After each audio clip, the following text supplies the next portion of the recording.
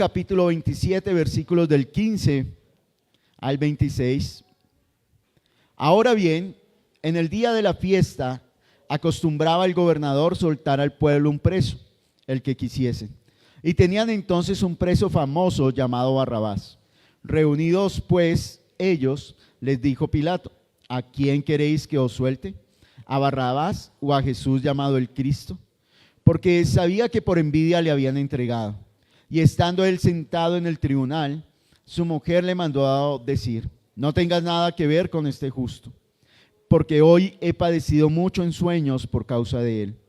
Pero los principales sacerdotes y los ancianos persuadieron a la multitud que pidiese a Barrabás y que Jesús fuese muerto. Y respondiendo el gobernador les dijo: ¿a cuál de los dos queréis que os suelte? Y ellos dijeron: a Barrabás. Pilato les dijo: ¿qué pues haré de Jesús llamado el Cristo? Todos dijeron: sea crucificado. Y el gobernador les dijo: qué mal ha hecho.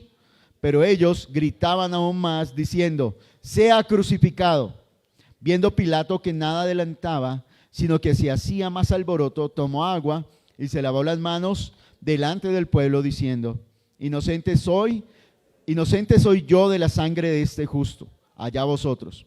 Y respondiendo todo el pueblo dijo: su sangre sea sobre nosotros y sobre nuestros hijos. Entonces le soltó a Barrabás, y habiendo azotado a Jesús, le entregó para ser crucificado. Bien, tómese un momento ahí, vamos a orar y vamos a despedirle a Dios que sea hablándonos en esta mañana.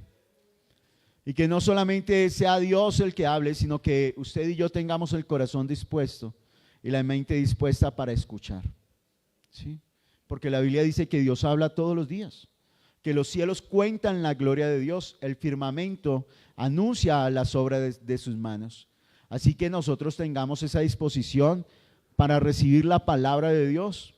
Dice que la palabra de Dios sale de su boca y está buscando un lugar donde reposar. Que hoy nuestro corazón sea ese lugar donde la palabra de Dios repose. Padre, en esta mañana al estar reunidos delante de ti, nos hemos dispuesto para escucharte, Señor. Ya te hemos cantado, Jesús. Hemos leído tu palabra. Pero en esta mañana queremos escucharte. Tú lo dijiste: el que tenga oídos para oír, que oiga. Y yo tengo oídos, Dios. Y yo quiero escucharte hablar. Porque una sola palabra tuya transformó la vida de un hombre que se estaba muriendo en su casa, Señor. Tus palabras no son viento como las del hombre. Tus palabras son espíritu y producen vida. Y a eso hemos venido, Señor. Hoy yo reconozco que necesito de tu palabra, porque necesito vivir por ti. Yo necesito la vida que tú das, porque me he dado cuenta que la vida en la carne no es suficiente, que lo que yo he vivido durante esos años en mi vida no es suficiente, que hay algo más que mi alma y mi espíritu clama por tener, y hoy tú lo estás ofreciendo. Por eso yo quiero, Señor, recibir tu palabra. Habla mi corazón, habla mi vida, corrígeme, enséñame, apaciéntame, Señor. Guíame conforme a tu propósito en cada instante. Tú eres nuestro Dios. Y Padre, hoy como tu mensajero, como tu siervo, hoy estoy aquí y agacho mi cabeza, Dios, reconociendo que tú eres más grande que yo y que el consejo eterno es el tuyo, que tú eres el que das la palabra y esa palabra es la que transforma, no son mis palabras, Dios. Por eso humildemente, Dios, yo te pido, usa mi vida, Jesús. Usa mi vida, Dios, para que todos nosotros seamos uno contigo, como tú y el Padre son uno. Que seamos uno, Señor, con tu palabra, con tu verdad, con tu espíritu. Padre, gracias te damos. En tu nombre hemos orado. Amén. Hace 8 días aprendíamos acerca de que en el juicio de Jesús, Él fue aprendido y tuvieron que traer personas, testigos falsos, para que dijeran algo en contra de Jesús y así poderlo condenar. Pero ninguno de esos testigos podía decir algo verdadero. No podían decir algo malo que hubiese hecho Jesús, sino que Jesús todo lo que había hecho era bueno y a él no le encontraban nada malo. Entonces tuvieron que inventar y dijeron: Jesús dijo que iba a destruir el templo en 3 días, Pero Jesús no estaba hablando del templo físico, estaba hablando de su vida, de su cuerpo, que es el lugar donde habita Dios. Y ese es el lugar que él iba a destruir y luego iba a ser edificado. Y en medio de este juicio se lo llevan al gobernador, porque los judíos no podían, como ellos estaban gobernados por el imperio romano, no podían dar pena de muerte. Entonces se lo llevan al gobernador, a Poncio Pilato, que era el gobernador nombrado por el emperador. Y allí hace 8 días aprendíamos que Jesús no abrió su boca. No solamente porque estaba cumpliendo con Isaías 53, que dice que como cordero fue llevado al matadero y no abrió su boca, Jesús no se defendió. Era inocente y esto asombró a Pilato. Dijo, ¿no ves que yo tengo poder para soltarte, para liberarte? ¿No ves? ¿Y qué le dijo Jesús? Ninguna autoridad tendría sobre mí si no te fuera dada de arriba. Y Jesús no abrió su boca, no se defendió, y aprendíamos que una manera de vivir y de defendernos es guardar silencio. Es guardar silencio, dejar que el Señor sea quien haga la justicia. Y hoy, en esta porción, seguimos en el juicio de Jesús. Entonces llevan a Jesús ante Pilato, el gobernador romano, el que tiene la autoridad. Él sí tiene la autoridad para decretar la pena de muerte, el castigo capital. Y se lo llevan a Jesús y a Pilato, y Pilato está allí. Está Pilato, está los soldados romanos, está Jesús en medio, y están los líderes religiosos y está el pueblo. Esos son los personajes que están interviniendo en esta escena. Y dice el versículo 15, dice, ahora bien, en el día de la fiesta, ¿cuál fiesta? La fiesta de la Pascua, la fiesta de la libertad judía. Dice, acostumbraba al gobernador soltar al pueblo un preso el que quisiese. Y quiero que piensen un momento en las costumbres. ¿Qué es una costumbre? Una costumbre es un hábito o una manera de actuar establecido por la tradición o la repetición. ¿Sí? Eso es una costumbre. Y estamos llegando al mes de diciembre. Y en diciembre la gente acostumbra a hacer varias actividades. Piense por un momento ahí, ¿qué costumbres tienen en su familia? ¿A qué se dedican ustedes en diciembre? ¿Qué hacen? ¿Usted se ha preguntado por qué en diciembre se comen natilla y buñuelos? ¿Por qué? ¿Son ricos? Sí. ¿Pero por qué en diciembre? ¿Por qué no en Semana Santa? ¿Por qué no a mitad de año? Pero en diciembre hay natillas, hay buñuelos, y la gente se reúne el 31 de diciembre o el 24. ¿Por qué? ¿Por qué se dan regalos el 24? Porque ¿de dónde sacaron esas costumbres? Ahora piense, ¿qué costumbre tiene usted como cristiano, como persona que se congrega aquí en Iglesia Viva? ¿Tiene costumbres? ¿Usted por qué se sienta siempre en la misma silla? ¿Por qué le gusta ese lugar? Hay cosas, y a veces eso es una costumbre. Algo que hacemos sin pensar, sin meditar, simplemente lo hacemos. Entonces, el 24 de diciembre vamos a darnos regalos. ¿Y por qué? No, porque todo el mundo, así lo hicieron mis papás, mis abuelos, y así yo también voy a seguir haciéndolo. ¿Está mal? No, está bien. Las costumbres no son malas, ¿cierto? Hay costumbres que se han ido perdiendo, pero hay costumbres que debemos rescatar. ¿Por qué cuando leemos la Biblia nos ponemos de pie? ¿Por costumbre? Hace unos días, unos meses me decía un hermano de la iglesia, me decía, es que allá los vivos siempre tienen que usar el salmo. Entonces, si no hay salmo, entonces no hay culto. Yo le dije, no, hay un propósito con el cual leemos los salmos. Y ese salmo está conectado con la palabra. ¿Por qué? Porque Jesús comenzó desde Moisés y pasando por los profetas y los salmos, les declaró todo lo que en las escrituras decían. Cada parte del culto tiene un propósito, no es por costumbre, ¿sí? Entonces, ¿usted por qué aquí, cuáles son sus costumbres? ¿Y qué pasa con esas costumbres? Las costumbres no son malas, pero hay un peligro en la costumbre. ¿Cuál? Cuando usted deja de hacer lo correcto por acomodarse a su costumbre. Cuando la costumbre se convierte en un velo y nubla su juicio. cuando la costumbre se convierte en algo que no le permite vivir la verdad. Y esa costumbre fue lo que hizo actuar aquí a este hombre llamado Pilato. Entonces, versículo 15 dice que durante la fiesta Pilato llamaba a la gente y le decía, bueno, para mantenerlos contentos, para mantener la paz romana, porque esa era la función del gobernador, lo enviaban especialmente a ese lugar para que mantuviera la paz, no con Z, sino en ese tiempo por el idioma era con X, la pax romana. ¿Y qué quería el imperio romano?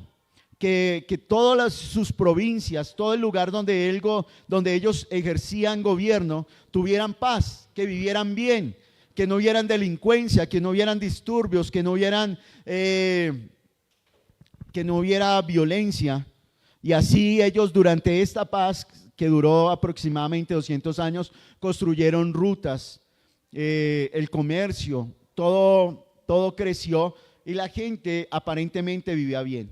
Pero Pilato vivía en la provincia de Judea, y allí gobernaba. Y esta provincia, por estar allí el templo y están allí los judíos, habían siempre rebeliones. Y entonces allí Pilato tenía que ejercer su autoridad, su gobierno, y suprimir toda algarabía, todo aquello que querían desestabilizar el imperio. Y dice que Pilato tenía esta costumbre de soltar a los presos. Y eso no solamente fue en Roma, sino que con base a estas prácticas romanas también se usan hoy en día. Hace unos años, cuando vino el Papa a Colombia, ustedes saben, a varios presos estaban esperando que, como venía una persona tan importante, les dieran la libertad, lo sacaran. Siempre están pidiendo indulgencias. Cuando hay un hombre que se gana un premio Nobel en un país, los presos invocan que por la dignidad de ese hombre pues les den la libertad. Y aquí piense en un momento, y esta pregunta yo me la hice: si le dicen que van a soltar por costumbre, van a soltar un preso de la cárcel, ¿usted qué piensa? ¿Le van a dar la libertad? ¿Lo van a dejar salir? Si es un familiar de nosotros, ¿qué diríamos? Uy, sí, ¿cierto? Pero si es un familiar que nos ha hecho daño, diría, uy, no. Si somos víctimas de lo que sucedió, fuimos víctimas, ¿qué diríamos? No, pero ¿cómo lo van a soltar? ¿Cómo va a salir libre? Y dice que aquí Pilato les daba al pueblo, complacía al pueblo por costumbre. ¿Qué les daba? Les soltaba el preso que ellos quisiesen. O sea, de entre todos los que Roma había capturado y que efectivamente eran culpables, les decía, esta era la oportunidad de que salieran libres. Y entonces dice el versículo 17: reunidos pues ellos, les dijo Pilato, ¿a quién queréis que os suelte? ¿A Barrabás o a Jesús llamado el Cristo? La costumbre se puede volver un velo que oculta la verdad. Y aquí le estaban preguntando Pilato al pueblo, ¿a quién quiere que le suelte? A Jesús. ¿Y Jesús quién era? El Cristo, el Salvador. Él se los está presentando al Salvador, y está presentando a quién: a Barrabás, el delincuente, un hombre famoso. O sea, lo que hizo, el delito que cometió, era reconocido por todo el pueblo. Era un hombre que era homicida, era ladrón. Los otros evangelios nos lo van a contar. Era un bandido. Y les está colocando aquí a Barrabás, y le está colocando aquí a Jesús el Cristo, el Salvador. Les dice: ¿a cuál de los dos? Decían ustedes. ¿Quién era el encargado de decidir? ¿Quién tenía la autoridad? Pilato. Pilato, como gobernador, había sido comisionado por Roma para decidir. Y les dijo: miren, de los dos, ¿a cuál quieren? Y en esta mañana la palabra nos está también confrontando y nos está diciendo: ¿usted a quién quiere elegir? ¿Por quién se va a inclinar? ¿Por quién se va a su corazón? ¿Por este hombre que ha sido capturado? ¿Por este hombre que es homicida, delincuente? ¿O por Cristo, el Salvador? Y aquí está, ya sabemos de Barrabás. ¿Qué le esperaba a Barrabás? Cumplir su condena. Pero hoy tiene una oportunidad Barrabás. de ser libre. Pero también tenemos a Jesús. ¿Y qué sabía Pilato de Jesús? Porque los líderes religiosos llevaron a Jesús ante Pilato para que lo condenara.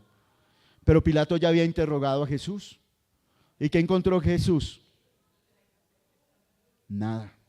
Se sorprendió y dijo, mire lo que dice la Biblia, para que no sea yo el que lo diga. Dice, versículo 18, porque sabía, ¿quién sabía? Pilato. ¿Qué sabía Pilato? Que por envidia habían entregado ¿a quién? A Jesús. O sea, ¿qué delito realmente había cometido Jesús? Miren versículo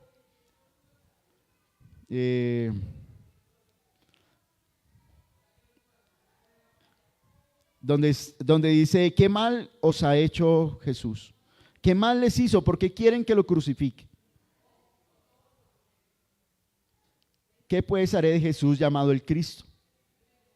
Versículo 23, y el gobernador les dijo, pues, ¿qué mal ha hecho? Pilato sabía que Jesús era ¿qué? Inocente, que Jesús era el justo, que él no había cometido ningún pecado. Si usted fuera Pilato, ¿qué haría con Jesús sabiendo que es inocente? ¿Qué se hace con los inocentes? Si usted como padre de familia, usted tiene a sus hijos y ve que su hijo no ha cometido nada malo, ¿usted lo castiga? No. ¿Y por qué a Jesús sí? ¿Por qué Pilato actuó de esta manera? Por su costumbre.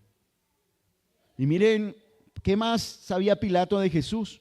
Su esposa, dice en el versículo 19, y estando él sentado en el tribunal, su mujer le mandó a decir, no tengas nada que ver con ese justo, porque hoy he padecido mucho en sueños por causa de él.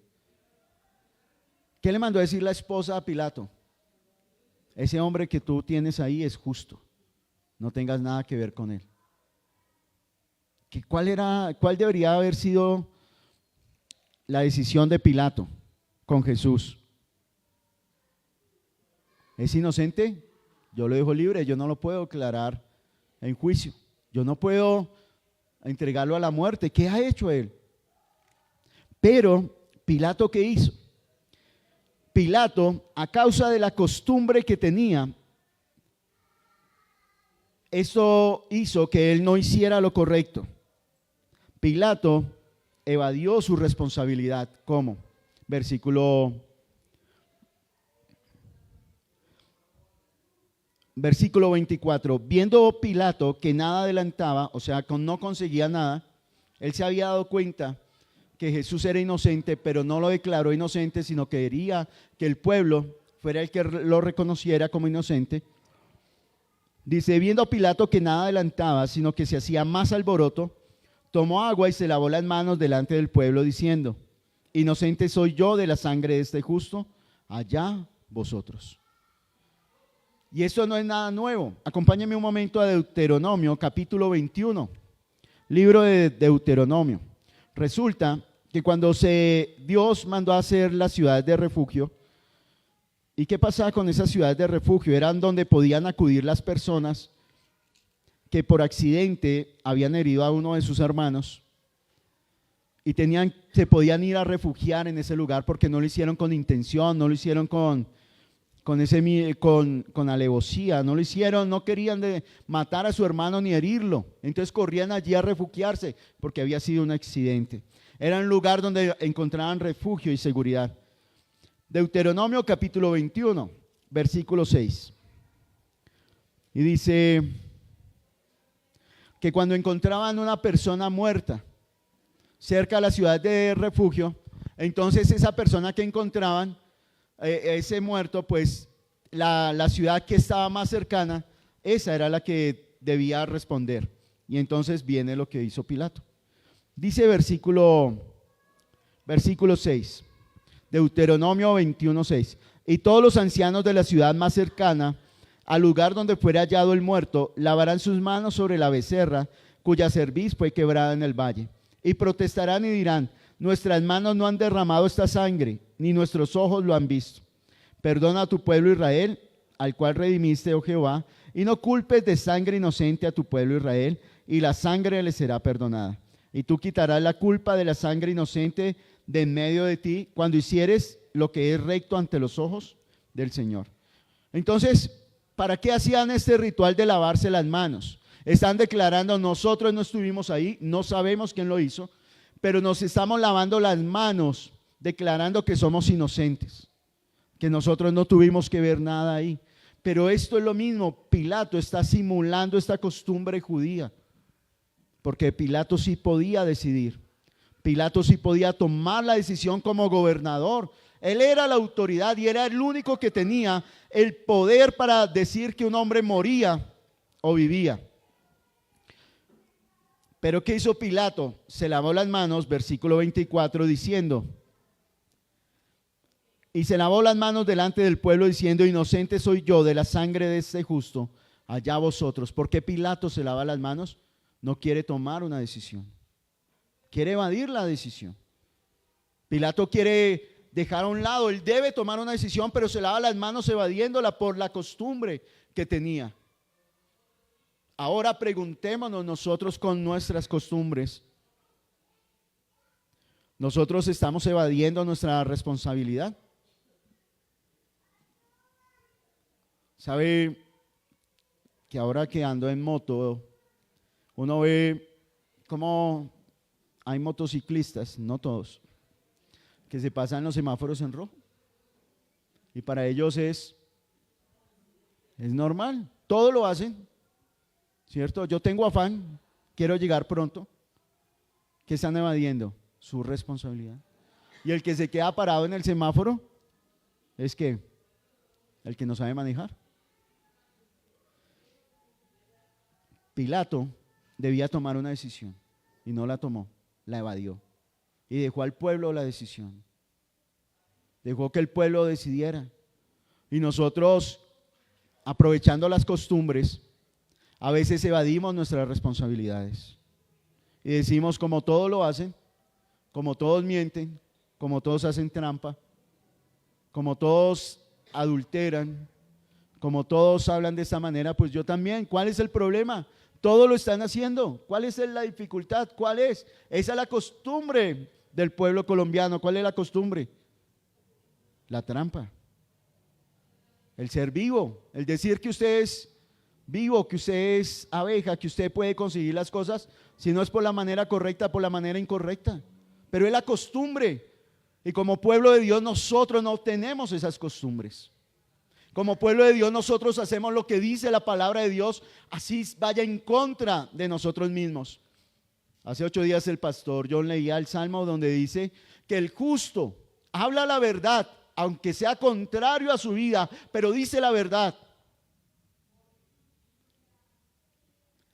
Hay personas que usan la costumbre que tienen en sus trabajos.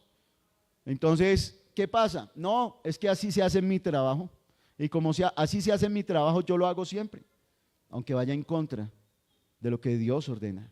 Y cuando Dios habla allá en las cartas, Pablo le dice: hagan todo como para el Señor. Háganlo todo. No hagan para que lo vean sus ojos, para que lo vean los ojos de sus jefes, sino háganlo todo porque el que los está viendo es Dios. Todo lo que usted hace debe hacerlo para Dios. Miren, es impresionante lo que les decía hace un momento mi esposa, saber que allá, cuando llegamos a Uicatá, Boyacá, yo no los conocía, yo nunca los había visto, solamente había visto la pareja a la cual íbamos a oficiar la ceremonia de matrimonio. Una vez nos pudimos reunir una sola vez, pero yo no conocía a nadie más. Y cuando llegamos dijo: ay, usted es el pastor Clímaco. Y yo digo: es que yo lo he visto en la oración de la mañana. Y yo, miren, cuando yo trabajaba en Puerto López haciendo encuestas con las personas que eran parte del conflicto armado, eran víctimas, haciendo esas entrevistas por allá en las veredas bien adentro, una señora me dijo: sí, pastor, yo lo conozco. Y yo nunca la había visto, o no la tenía en mi memoria. Y usted y yo debemos vivir por la palabra de Dios y no por las costumbres, Porque la vida de fe no se debe volver una costumbre, sino por eso se llama vida de fe. Cada día se renueva, cada día crece, cada día se mantiene, cada día se fortalece. Pero por la costumbre todos mienten, entonces todos vamos a mentir. Y aquí, en este juicio, en Mateo 27, en el juicio de Jesús, Pilato se está lavando las manos. Y usted no se puede lavar las manos y dejar que otros decidan con su vida de fe. Hoy usted y yo debemos tomar una decisión y decir, bueno, ¿qué voy a hacer frente a Jesús? ¿Qué voy a hacer frente a este hombre, a este varón? Nosotros debemos actuar de acuerdo a la verdad y no de acuerdo a la costumbre de los hombres. Podemos ver los líderes religiosos, la religión que hizo con el pueblo. ¿Qué es lo que quiere la religión? Que usted no piense. ¿Qué es lo que quiere este sistema? Que usted no reaccione. Por eso le entregan un aparato así y le colocan, le hacen reels o publicaciones que duran 30 segundos. Para que en esos 30 segundos usted solamente pase y no piense, sino solamente se llene, pero no reflexione lo que está viendo, sino pase y al final su cerebro está sobrecargado. ¿Por qué? Porque no quiere que usted piense. Pero Jesús no quiere que usted viva por la costumbre, que usted tome todas las decisiones de su vida de acuerdo a la verdad de la palabra, de acuerdo a la verdad que el Señor ha manifestado. Dice aquí que entonces los líderes religiosos influyeron sobre la multitud. Dice versículo 20, pero los principales sacerdotes y los ancianos persuadieron a la multitud que pidiese a Barrabás y que Jesús fuese muerto.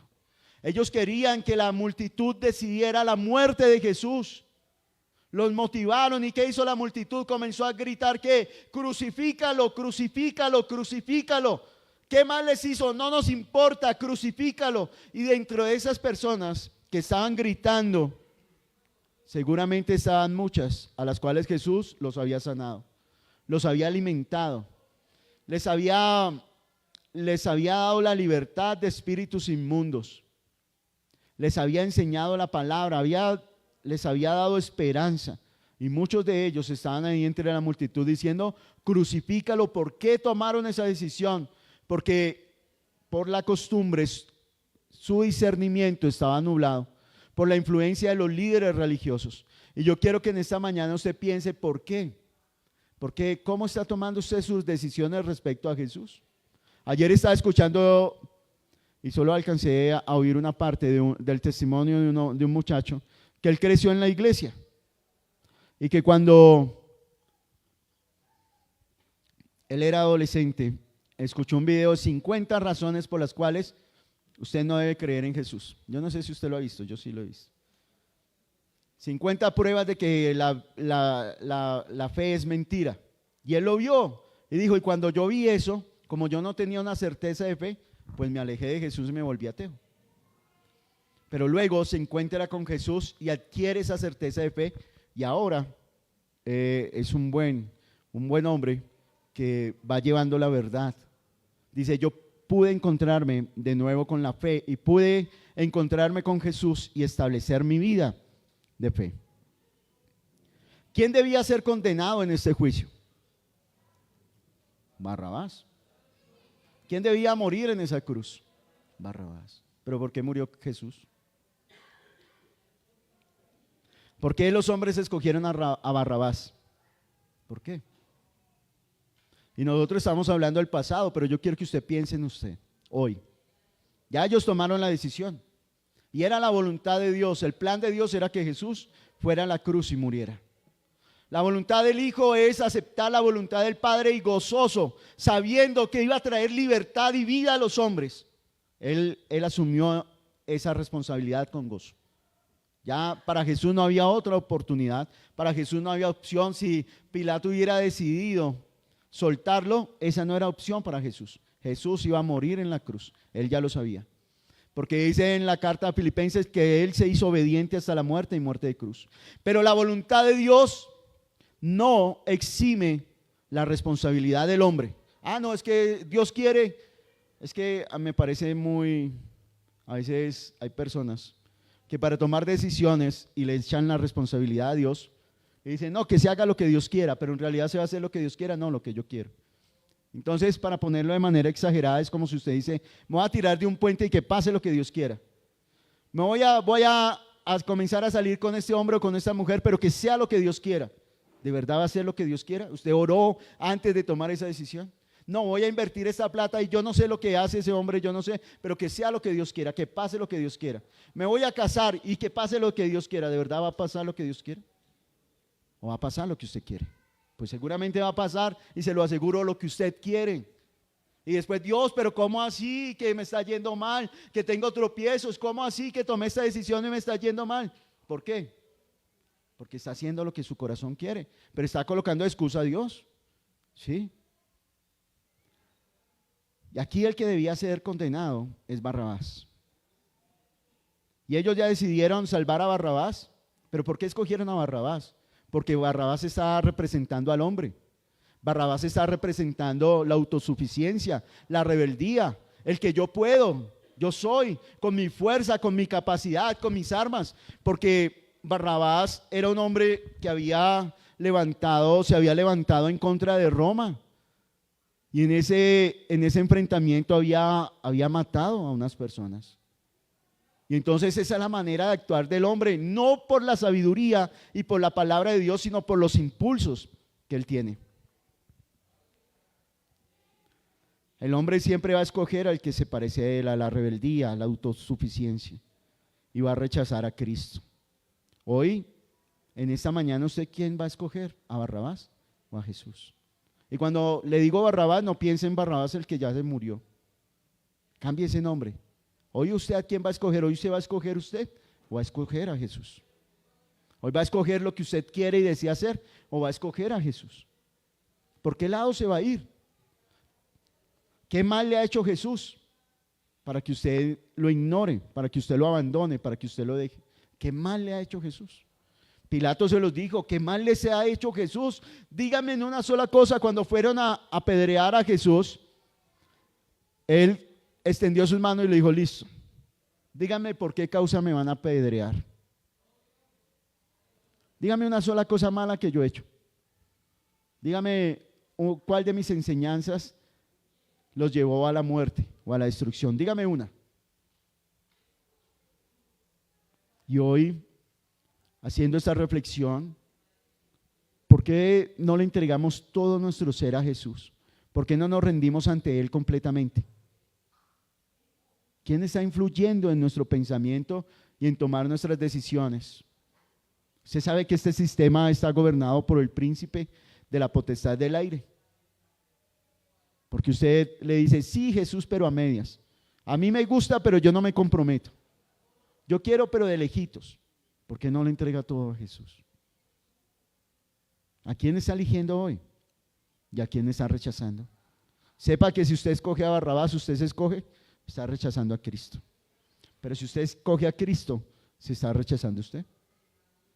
Porque en un matrimonio, cuando dos personas se unen en matrimonio, no son dos caminos que se unen, sino que cada persona renuncia a su voluntad y a sus deseos. Ambos renuncian para unirse y comenzar a caminar los dos en un nuevo sendero, en un nuevo camino. Y con Cristo no es diferente, porque Pablo, cuando habla del matrimonio, está diciendo esto. Esto no lo hablo para que tengan casas felices, esto lo hablo para que entiendan, dijo el apóstol Pablo, la relación que tiene Cristo y la iglesia. Yo no puedo caminar, dice en Eclesiastés, andarán dos juntos si no estuvieran de acuerdo. Y para estar de acuerdo, ¿qué significa? Que yo debo ceder, debo abandonar el camino hacia donde yo quiero ir. Y la persona que va conmigo debe abandonar su camino hacia donde ella quiere ir. ¿Para qué? Para que los dos caminemos juntos hacia donde Dios quiere que vayamos. Y esa es la vida de fe. O usted escoge a Cristo y rechaza su deseo, o va a tener un conflicto eterno. Y eso pasa también adentro de los hogares. Acompáñeme un momento. Ya vimos que usted debe decidir escoger a alguien hoy. Y si usted ya escogió a Jesús, ¿cómo le está entregando todo su ser a Él? ¿O sigue luchando con su voluntad para hacer lo que Dios quiere? Ahora, acompáñame a la segunda carta de Pedro, capítulo 3. El deseo de Dios, aquí vamos a ver cuál es el deseo de Dios. ¿Por qué Jesús aceptó ir a la cruz? Capítulo 3. ¿Por qué Jesús decidió ir a la cruz?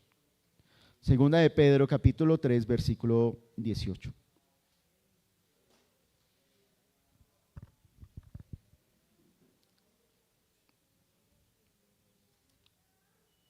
Dice: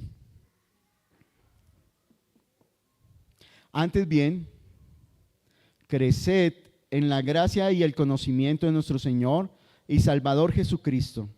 A Él sea gloria ahora y hasta el día de la eternidad.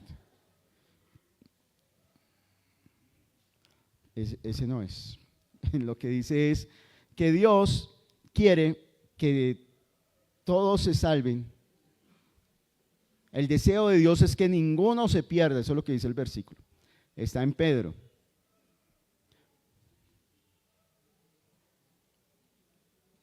Perdón, si es segunda de Pedro capítulo 3, es el versículo 9. Dice, versículo 8, mas, oh amados, no ignoréis esto, que para con el Señor un día es como 1000 años y 1000 años como un día. El Señor no retarda su promesa, según algunos la tienen por tardanza, sino que, ¿qué hace Dios? Es paciente ¿para quién? ¿Dios es paciente con usted? ¿Es paciente conmigo? Sí, Dios nos tiene paciencia porque Él no ha regresado, porque Él no ha vuelto. Y Pedro le está recordando a la iglesia y nos está recordando, Dios está siendo paciente. ¿Por qué? ¿Qué dice ahí? Dice, para con nosotros, no queriendo ¿qué es lo que no quiere Dios? Que ninguno se muera sin Él.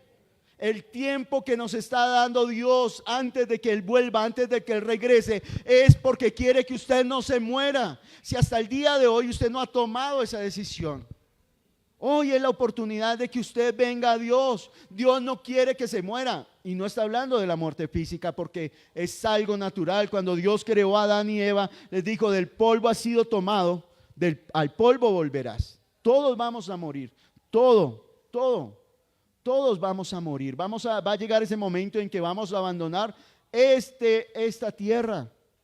Pero lo que está hablando Jesús es que usted no muera en sus delitos y pecados, que no quede eternamente separado de Dios. Eso es lo que quiere el Señor, porque nuestra vida en la tierra, dice el rey David, a lo mucho son 80 años. Los más robustos llegan hasta 100, más de 100, pero no es más. Pero nos espera una eternidad con Cristo. Nos espera una eternidad en el reino de los cielos. Y por eso el Señor está diciendo, sean pacientes, Él va a volver, Él va a regresar. Sino que es paciente para con nosotros, no queriendo que ninguno perezca, sino que todos hagan ¿qué? Vengan o procedan al arrepentimiento, que todos vuelvan al Señor. Y eso es lo que está hablando aquí en el juicio de Jesús. ¿Cuál es el deseo de Dios? Que usted venga. ¿Cuál es el deseo de Jesús? Que usted venga a Él, que se arrepienta, que se dé cuenta que el camino y las decisiones que tomó, nublado su juicio por las costumbres, lo alejan de Dios. Que usted se ha lavado las manos y no ha actuado como hijo de Dios, que frente a la verdad ha decidido apartarse y decir, no, es que yo no sé, que ellos decidan. No, la vida de fe no se puede llevar de esa manera. Debemos tomar decisiones firmes basados en la verdad. ¿Y por qué Barrabás lo está representando a usted y me está representando a mí? ¿Quiénes debían morir en esa cruz? Yo era el culpable. Yo debía morir en esa cruz. Yo debía estar allá crucificado, pagar por mis delitos, pagar por todo lo malo que he hecho. Pero Jesús tomó mi lugar. Acompáñame a la primera carta de Pedro, capítulo 3.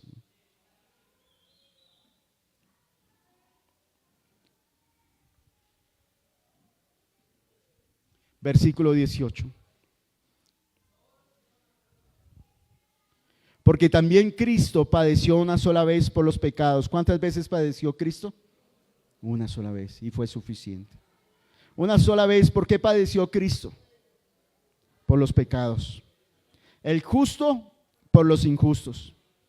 ¿Para qué padeció Jesús? ¿Por qué? ¿Cuál era el propósito de que Él, siendo justo, inocente, sin pecado, sin mancha, sin culpa, por qué padeció? ¿Por qué se entregó? ¿Por qué? ¿Qué dice el versículo? Lea conmigo, lea ahí en voz alta, por favor. Para llevarnos a Dios, siendo a la verdad muerto en la carne, pero vivificado.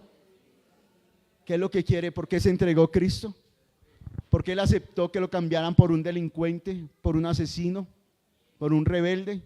¿Por qué aceptó eso? Para llevarlo a usted a Cristo, para llevar a Barrabás a Cristo, para llevar a Poncio Pilato a Cristo, para llevar a los líderes religiosos a Cristo, para llevar a la multitud que le decía crucifícale, crucifícale, y sí, nos hacemos responsables de esa sangre, que esa sangre caiga sobre nosotros y sobre nuestros hijos, nos hacemos responsables de lo que pase, crucifícalo, crucifícalo. ¿Para qué se entregó Cristo? Para llevarlo a usted a Cristo, a Dios, para que usted esté cerca de Dios, para que yo esté cerca de Dios. Él murió por los pecadores. No fue la costumbre del Imperio Romano lo que le dio la libertad a Barrabás. ¿Quién fue el que le dio la libertad a Barrabás? Cristo. Porque Él no actuó conforme a la costumbre, sino conforme a la verdad del Evangelio, conforme al deseo del Padre, conforme a la voluntad del Padre.